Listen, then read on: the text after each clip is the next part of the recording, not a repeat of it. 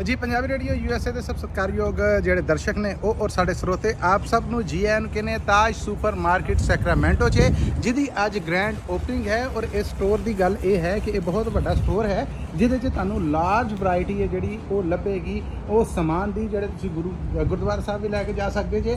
ਇੱਥੇ ਬਹੁਤ ਸਾਰਾ ਟ੍ਰੈਡੀਸ਼ਨ ਸਮਾਨ ਹੈ ਜਿਹੜਾ ਉਹ ਵੀ ਹੈ, ਜਿੱਦਾਂ ਇਹ ਤੰਦੂਰ ਨੇ, ਮੰਜੀਆਂ ਨੇ, ਬਾਕੀ ਸਾਰੀਆਂ ਸ਼ੈਵਾਂ ਨੇ। ਇਸ ਤਰ੍ਹਾਂ ਫਰੈਸ਼ ਸਬਜ਼ੀਆਂ ਤੋਂ ਲੈ ਕੇ ਇਸ ਸਟੋਰ ਦੇ ਉੱਤੇ ਹੋਰ ਬਹੁਤ ਸਾਰੀਆਂ ਸ਼ੈਵਾਂ ਪਰ ਮੇਰਾ ਖਿਆਲ ਹੈ ਕਿ ਸੈਕਰਾਮੈਂਟੋ ਦੇ ਵਿੱਚ ਇਸ ਤੋਂ ਵੱਡਾ ਇਸ ਤੋਂ ਸੁਪਰ ਸਟੋਰ ਹੈ ਜਿਹੜਾ ਉਹ ਤੁਸੀਂ ਨਹੀਂ ਦੇਖਿਆ ਹੋਏਗਾ ਕਿ ਜਿੱਥੇ ਇੱਕ ਹੀ ਛੱਤ ਦੇ ਥੱਲੇ ਤੁਹਾਨੂੰ ਸਭ ਕੁਝ ਲੱਭ ਜਾਏ। ਸੋ हम आके पहुँचे आज इन्हों की ग्रैंड ओपनिंग है ताज सुपर मार्केट सैक्रामेंटो। इतने तुहानू cafe, bakery, each and everything सारिया आइटम्स ने जिहड़ियां वो मिलणगियां। सुक्का होगा, गिलास होगा, वो सब इत्थे अवेलेबल है और रश भी है। ग्रैंड ओपनिंग के मौके इन्हां दे खास डिस्काउंट ने जिहड़े